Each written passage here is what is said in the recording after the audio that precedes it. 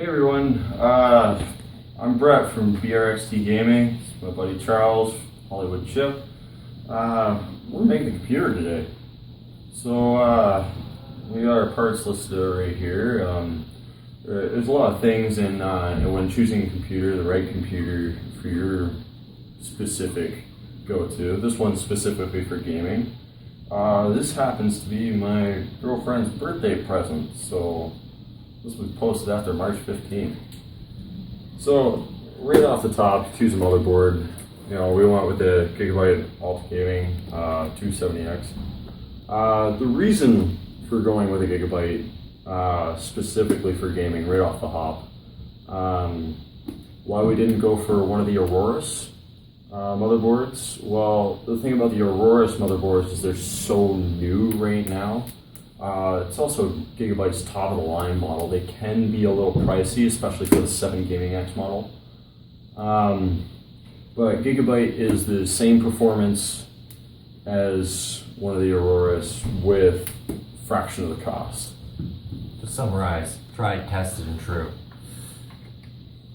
So the next piece that we had to go for would be our Intel processor. So I went with a Intel i5 core processor. Now, big question here, why not an i7? Well, for a lot less than an i7 processor, you can get an i5 7600K that will do everything an i5 or an i7 will do, just for a fraction of the cost. Our next biggest piece in this entire build would be our... I'm going to interrupt you a second before you get to that. When you choose your motherboard and your card, make sure you get the right socket type and make sure you get what you want for performance. Make sure it's, if you're going gaming, make sure you get something geared for gaming and not for business workloads and such. Alright, so our next piece would be our NVIDIA GeForce. Now with that guy, we went with a 1070 card. Now, new 1070 cards, they're really good. They double the performance of the 970 series. The only thing better would be the 1080, of course. But you're looking at $800, $900 per card. With this series of card, you get amazing performance. That specific card, high quality cooling with the WindForce Overclock Edition that Gigabyte has come out with. Great for overclocking. Now, another thing about overclocking, when you're going to overclock your computer, make sure that your CPU can handle it as well as the motherboard can handle it. Because some motherboards will not come with capabilities of overclock. You want to make sure that when you get your card or your processor, it either has a K or an X at the end of the number, identifying it as an overclockable processor. Alright, moving on to memory. So we have our HyperX Savage. Now, with choosing an SSD over an actual your standard hard drive, your SSD is going to move a lot faster. The read and write speeds are going to be a lot faster. Now, me specifically, I like to use an SSD for my main downloads. So, such as your operating system or any supporting software will go directly to your SSD. And in our particular build, we have this nice case with the glass. This will look nice when you can see it through the case as well, just for aesthetics. Great quality, great performance. Okay. So we went with a Western Digital hard drive. Now I went with a 1 terabyte. Because you know, they're reliable. It's 1 terabyte. You can do a lot with these cards. You can always upgrade. You can always add more. Our specific case only comes with 4 slots for them, but with other computers, you 4, 5. Sometimes I've seen up to 6. So really cool in that way. But Western Digital, very reliable. Read-write may not be the fastest, but just get in here. If you can see that the big monster in the back there, it has, I believe, believe it has 10 SATA spots to plug in the hard drives. So you can go many hard drives as you want in a lot of cases, as long as your board can support it and your case has enough spots to put them. Alright, moving on to the next thing, we have our RAM. Now we went with a Corsair Vengeance. I've personally been using Corsair in just about every build that I've done. So again, make sure if you're going to overclock it, make sure your RAM is able to take it. Alright. Also make sure that you get the right DDR, DDR4 for your board. If you get DDR5 and you have a DDR4 board, it's not going to fit. So, last but not least, for our interior stuff, we have our power supply. So we went with a 650 Gold edition. 650 is all you're going to need for the brand new series. They're a lot more efficient for the wattage and the power that you need. In terms of a gold quality, you don't necessarily need to jump at the gold quality, but they do last significantly longer than the bronze.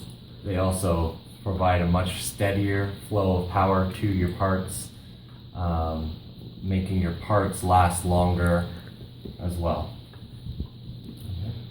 Alright, and last but not least, Again, yeah, of course, so I many have to parts say here. that, right? We have the more case. toys. Specifically, I got her to pick it out unknowingly. We have the InWin 303 edition. It's got a beautiful open glass portion to it. Easy remove, easy display, nicely done. And of course we've done and accessorized the whole thing. It will be green in there by the end of it. We have some RBG strips. We have green fans that we're going to have to replace off of our... For these little bad boys here with the green LED lighting. Yeah. We have our processor cooler. The fan is going to need to be changed out of it. So we're going to show you how to do that as well in this build. Now, the thing about choosing a case for your build happens to be airflow. Now, the reason why we went with fan airflow for now, as opposed to water cooling, is the fact that... Well, this bad boy isn't going to be overclocked to an extreme. It will be overclocked a little. It's also compact, easy to install, fits our needs, and will provide us with good temperatures. Crap, we're gonna have a lot of cons. Yeah, alright. Fantastic. Yeah. Alright, so we got the show on the road. I believe that's it, except for we got ourselves a few pieces here. We got some green pull ties. We got some white pull ties. And all we really need is the screwdriver. One more thing to add. And some green tape just in case. One more thing to add is if you're looking for an easy way, say your router is in your basement and you happen to be up on top floor of your house, you know, how do I get my internet all the way up there without having to go for an expensive motherboard and Or run giant long cables like you see behind us. Yeah, and the easiest way that I've found, and I've been using it for a while now, TP-Link. Plugs into the back of your router, and plugs into the wall, out the wall, your regular socket, and you use your house's electrical wiring as your internet cable. It's quite affordable for the price. Quality, speeds, it's all there. You really don't get any drawback from this in my experience of using it. In my experience, it works very well in your own home. If you live in an apartment, there's a lot of wiring. Wire goes a long way. It does get a few drops, but it still does work very nicely.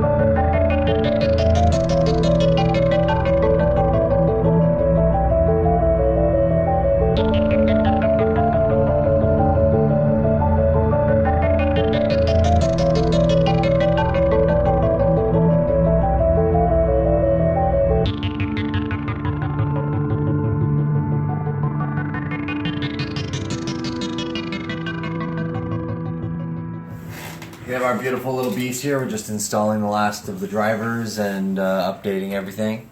But this is what it's going to look like minus this cable and this data cable. And put some glass on her and she'll be nice. And happy birthday, Shelby. Thank you to all the boys at the Mississauga and the Brampton, Canada computer locations for all their help and insight and knowledge and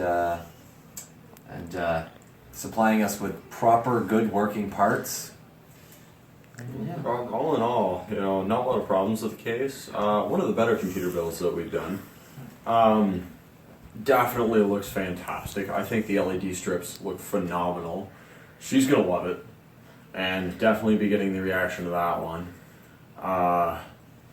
Yeah, 100%. Happy birthday, sweetheart. Happy birthday, Shelby. Yeah, you're gonna love it. But special thanks to the guy behind the camera, did the whole thing. No worries. And if you come to the other side, we're gonna see the wonderful wiring job done by Charles here. Thank you. Fantastic wiring. Yeah, if you guys have any questions, you know, hopefully Charles decides to mention me in his video in the but yeah, we'll put all that in there. We're definitely going to try and get something going in terms of gaming videos. Hopefully there's not too much lag on my side for Borderlands anymore. But hopefully we've solved that issue. But tune in, it's going to be every second week hopefully. That should be the next computer build we should be doing. Be my next computer. In a while. Yeah. It's going to be an expensive one. Well, the best thing about this computer build is, all in all parts taken into consideration, were only $1,600 to $1,700. Yeah. So it's affordable, it's powerful, and this is a 7-year computer. It's going to last her 7 years. Yeah, it's got a nice look to it. Everything went together pretty easy. We only ran into one problem with the I/O shield on the back, did not fit the case, but everything else looks good. Still got room that you can add some expansions in the future. So, yeah. All in all, fantastic. Thank you to everybody. And one final, happy birthday, sweetheart. Happy birthday, Shelby. Happy birthday, Shelby.